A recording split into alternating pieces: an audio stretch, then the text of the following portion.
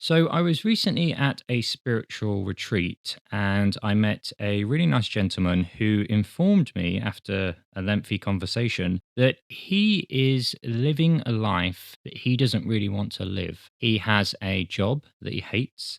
And as I was speaking to this gentleman at the spiritual event, what he told me is that he was a professional dancer. He did a lot of work with some singers and professional dancers, and he was pretty high up in his industry. And I got speaking to a few of his friends, and what I found out that is that there is nothing holding him back. And it reminds me of that old phrase, the treasure that you seek is in the cave that you fear to enter.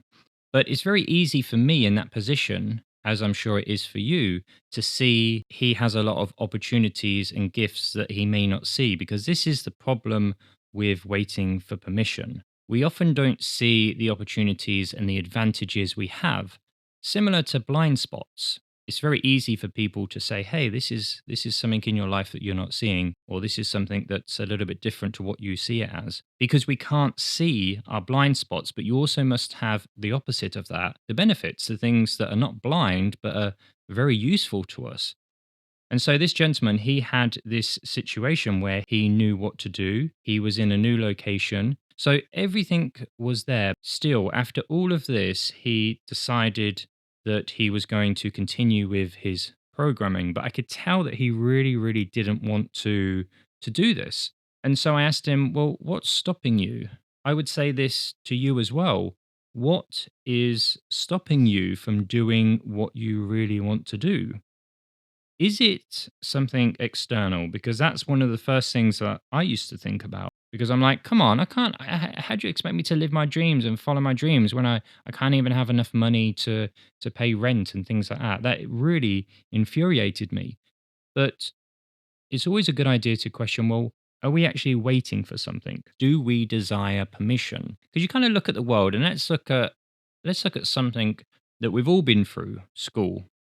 Now, in school, they train you and teach you how everything must need some kind of permission, whether you go to the toilet, whether you go on a break, whether you ask a question, you must put your hand up. The point being is that some layer of permission so you can do something is built in most of us. And then if you go on to further education and work, this often continues. And so before the end, you sort of get to an age where you're 20, 30, 40, maybe even older, and you still find yourself asking permission to do certain things. And sometimes this is not consciously, this is the thing. And if you also look at today's modern world, we've got social media, oh, is this acceptable to the wider public? Is this something people like? And it sounds a bit unusual, but when you look at it through that lens, you can see that permission is installed in most of us. And so when you look at it internally, and you say, well, am I actually waiting for permission from myself to do this? It's not so much of a far fetched idea when you understand how your whole life has been built around you asking permission to do certain things. So it's completely understandable that you're in a position where you find yourself wanting to do stuff, but for whatever reason, you haven't done the thing that you want to do. But naturally, this also leads on to emotions, emotions like fear. To take you back to the story that I said at the start, the gentleman that I was speaking to, he was informing me that it was basically fear. But I think it's not only the fear and the permission that needs to be mentioned. Sometimes it's confusion, confusion with how to play the game of life. What do I actually want to do? What is it going to look like? And am I actually making the right decision here? Is this something that I'm going to regret in many, many years? Or is this a decision that unlocks a whole new life? And naturally, all of these elements are connected, whether it's asking permission from yourself or fear or confusion, they're all connected because you could say, well, yeah, there's a confusion there. And the confusion there is related to fear, fear of the unknown, because we know that most people prefer known hells to unknown heavens. And so when you're in that position, it's much easier to just continue instead of doing something different. And so it's almost like we have a few sides to us. One of the main sides is this liberated side, the side that wants to be free, to break away from the herd and do the thing that we want to do. And then the other side of us is this side of anxiety and worry about rejection from the public. And what if people disown me? Or what about if what I want to do is not right for me and for the people closest to me? I'm starting to speak to people. It's something that I've always wanted to do, and I didn't really know how to do it.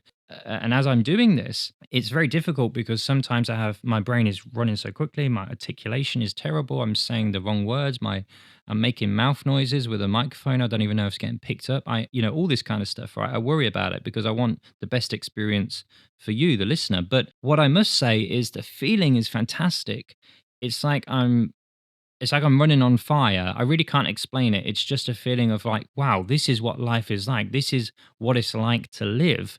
And it's so hard to feel like that nowadays. But I was saying to him, and I was saying to you, that the thing is, if you decide to do this, yes, it's scary. Yes, you don't know what's going to happen. You don't know if you put your money into something, into a business, into an idea, into service of others, whatever it is you want to do, and it doesn't work out.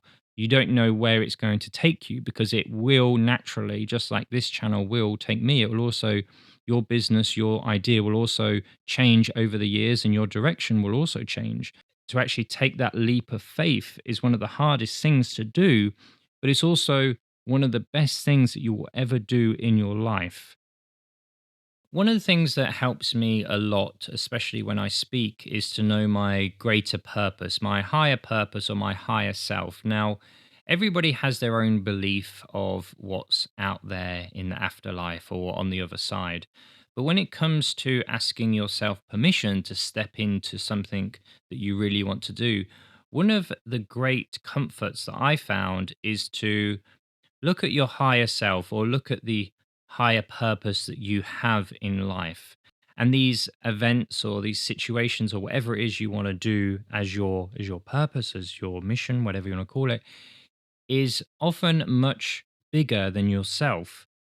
And the problem is with ourselves, especially with our limited mindset, because unfortunately, many human beings, myself included, we have a limited mindset because we're so great, but we limit what we can do. And because of that, having a sense of something that's bigger than yourself is very, very useful. And it gives you, I wouldn't like to say motivation, because motivation is not the right word, but it gives you that drive to keep pushing forward despite whatever roadblocks you face on your journey.